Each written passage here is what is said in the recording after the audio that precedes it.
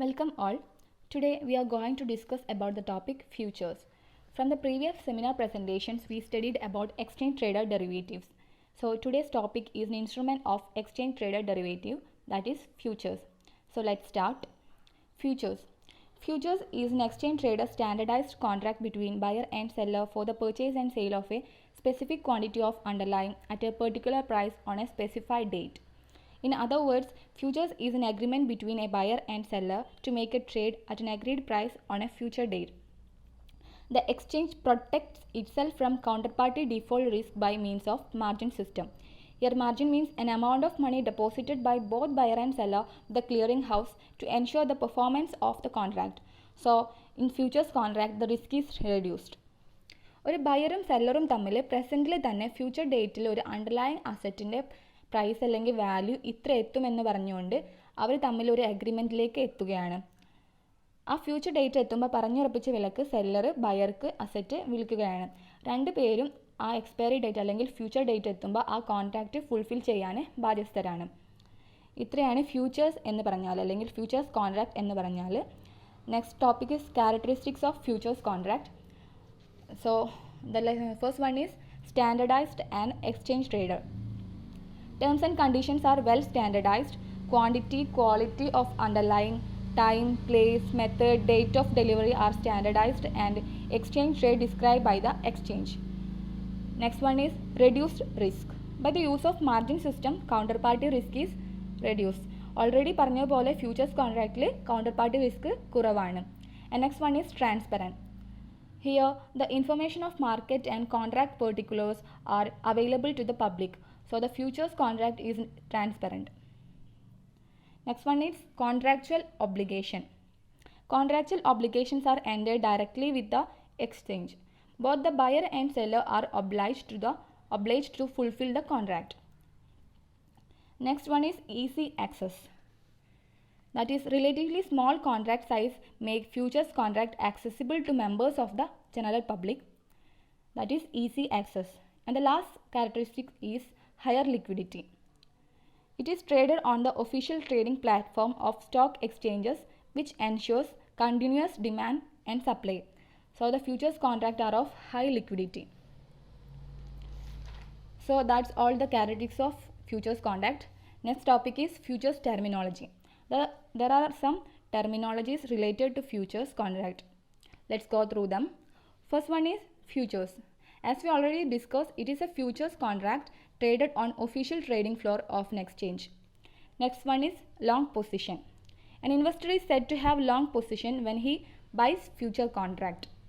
That is, ഒരു ഇൻവെസ്റ്റർക്ക് long position ഉണ്ടാകുന്നത് അയാൾ ഫ്യൂച്ചേഴ്സ് കോൺട്രാക്റ്റ് വാങ്ങുമ്പോഴാണ്. And next one is short position. An investor is said to have short position when he sells future contract. That is, an investor is said to have, അതായത് futures contract വിൽക്കുമ്പോഴാണ് ഇൻവെസ്റ്റർക്ക് short position ഉണ്ടാകുന്നത്. Next one is spot price. Spot price means the price at which the underlying asset trades in the cash market. Next is future price. The price at which the future contract traded in the future market, that is future price. And next one is expiry date. That is the last day on which the futures contract will be traded. Already നമ്മൾ പറഞ്ഞതാണ് expiry date എന്താണെന്നുള്ളത്. And next is contract size.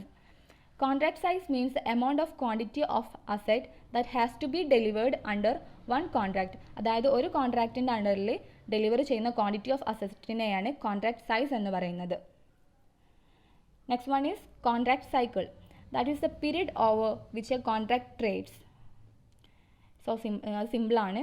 Next margin. As we already discussed, margin is an amount deposited by both buyer and seller of futures contract with the clearing house to ensure the performance of the contract. And next one is initial margin. It is the amount that must be deposited in the margin account at the time of future contract is entered into. So that is initial margin. Next one is variation or marketing to market margin. The practice of periodically adjusting a margin account by adding or subtracting funds based upon changes in the market value to reflect the investor's gain or loss. മാർക്കറ്റിൽ ഫണ്ടിൻ്റെ value കൂടുന്നതിനോ കുറയുന്നതിനോ അനുസരിച്ച് margin account adjust ചെയ്യണതാണ് variation or marketing to market എന്ന് പറയുന്നത്. And next one is maintenance margin.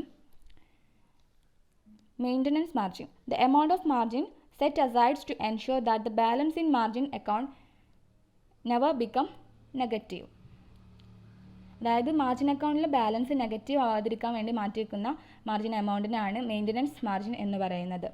Next one is additional margin. That is the additional margin means the amount that may be called for by the exchange in case of sudden and unexpected volatility. അതായത് മാർക്കറ്റിൽ unexpected ആയിട്ടുള്ള change ഉണ്ടാകുമ്പോൾ exchange ഇൻവെസ്റ്റേഴ്സിൻ്റെ കയ്യിൽ നിന്ന് വാങ്ങുന്ന എമൗണ്ടിനാണ് additional margin എന്ന് പറയുന്നത്. Next one is leverage or gearing. With relatively small amount of margin the investors can take A position that is higher than the value of risk capital actually invested.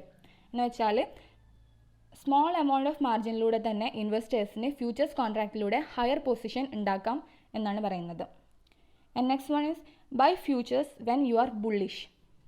That means buy futures contract when buyer expect the price will go up on future dates and sell the underlying asset at a higher price to earn profit. പറഞ്ഞുറപ്പിച്ച ആ വിലയിൽ നിന്ന് future date ആകുമ്പോൾ ഈ അസറ്റിൻ്റെ വില കൂടുകയാണെങ്കിൽ ഇവിടെ ബയർക്കാണ് ലാഭം, സെല്ലർക്ക് നഷ്ടം. എന്നാലും സെല്ലർ ആ asset ബയർക്ക് വിൽക്കേണ്ടതുണ്ട്. And the last point is sell futures when you are bearish. Sell futures when seller expects the price will go down on future date and with an expectation to buy the underlying asset at low price to earn profit. In case expiry date ആകുമ്പോൾ അസറ്റിൻ്റെ വില കുറയുകയാണെങ്കിൽ ഇവിടെ സെല്ലർക്കാണ് ലാഭം.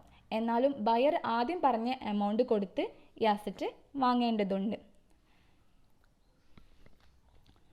So this is all about my seminar. Hope you guys understood. Thank you.